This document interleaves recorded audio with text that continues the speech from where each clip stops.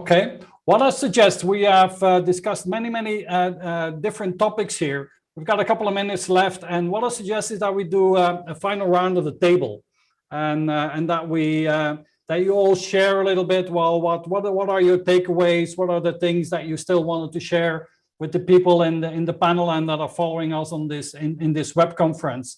And I maybe want to start with Glo, and then Angela, Charles, and Honoré.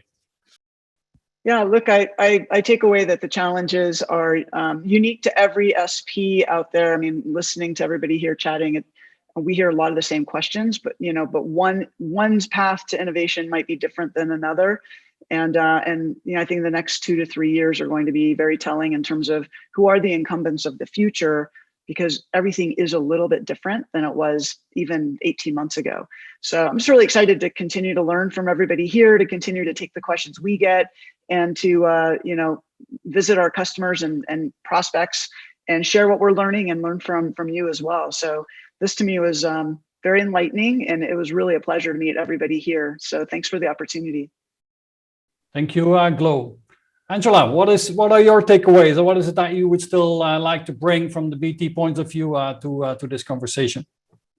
So I think what I'd like to bring, I was a little bit slow getting off mute during the sustainability conversation. And I guess one of our kind of key strategic pillars is about creating a bright and sustainable future. And underneath that, we have a number of different things, but we've got our zero emissions and the work that we're doing around that, and the progress that we've made so far has been absolutely fantastic. And to Charles's point, we've got some pretty big ambitions for that. But we also have digital skills and how we bring digital skills to the UK, and we had a goal of reaching out to 5 million people by, I think it was 2025. We achieved that 4 years in advance of our target, and we've now increased that target to 25 million people, and we've done that through a number of different initiatives. But I think one of the things that is hugely important, given the pace of technology, given the digital future, is that everyone has the skills and the ability to be able to interact with that. And I think that became even more crucial during COVID. People that weren't able to, or weren't digitally savvy, weren't necessarily able to even use things like Skype and chats and things like that, would have felt incredibly isolated. So one of the things that we really focused on was how could we get those technical tips out to people? How could we help people to be able to interact with technology in order to be connected with others? So I think that's part of innovation, and part of where we're moving to is how do you actually bring everyone along on that journey, not just give them access to the technology, but also help them to be able to use that technology. But yeah, I've really loved the discussion. It's been fantastic. It's been great hearing what's happening in other areas and things that we can take away and think about here at BT. So thank you to all the panelists, and Hendrik, to you for inviting us. Thank you, Angela. Charles, over to you. What are your takeaways? And I mean, let's also use this as a platform. This is streamed. What are the things that you would like to learn from? What are the type of people that you want to be in touch with? How can we help you to foster innovation further at MTN? Yeah, thanks, Hendrik. I think very helpful. First of all, thanks to the panel. I mean, very insightful. I picked a number of things here. We are still growing revenue by 12%. In this market, we still have the fortunate capacity in terms of what you call the demographic dividend in our continent, where we still have a young population. We still have many of our people who still don't have access to either internet. We've got about on our network 278 million total base. Only about 110 of those are actually using smartphones and using over 5 megabits. I mean, that's nothing. So if you look at where we are, there's still scale for growth. And also if you look at our level of innovation, if you look at how we've scaled the fintech business, we've got about 46 million customers now transacting through fintech in our business. Some of our markets and some of our operating companies in markets like Ghana and Uganda are doing almost 20% revenue contribution coming from fintech. These are MNOs. And then we're building like the super app. We're building a super app for video, for messaging, turning it into payment capability. And now we're also building this Chenosis, which is an API library. I'm just saying that a lot of things are happening in the African context. I'm inviting people who want to work with us, who have ideas on how they can help us, or who knows someone who thinks about these ideas, fintech, instant messaging, network as a service, exposing network assets. There's a lot that we can achieve. We are the biggest mobile operator in the continent. So I thought I should just bring that up in terms of the, what MTN, is about and what you can achieve.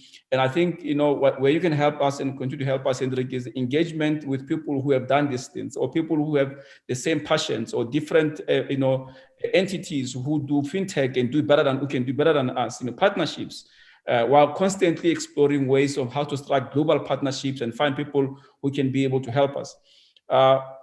I think for my end, I'm excited about the future of tech. I'm excited that at this stage in my career, I have an opportunity to do amazing things that will live with many generations. I mean, if you think about 5G and what we're going to do now, I mean, in the next 10, 15 years, this technology will still be, making a huge difference in the world. And I'm fortunate to have an opportunity to be able to do that. So a big thank you to you to have me on the panel. Thanks to you and our team, and also thanks to the panelists for all the great insights. Thank you. Thank you, Charles. Honoré, your view on the on what you learned today and the Red Hat vision on the discussion of today. Well, I'm grateful to have had this opportunity. I've learned much from all of our guests, and I think that my takeaway is there is an opportunity for us at Red Hat to really help our customers and our partners on their journey. Beyond just the technology, right? So we all of us, we talked about technology quite a bit in open technology. And I think that there are more ways than just the technology that we can help and support and enable our customers and our partners to accomplish a successful journey or successful outcomes to those journeys. And I'm looking forward to the opportunity of exploring those ways.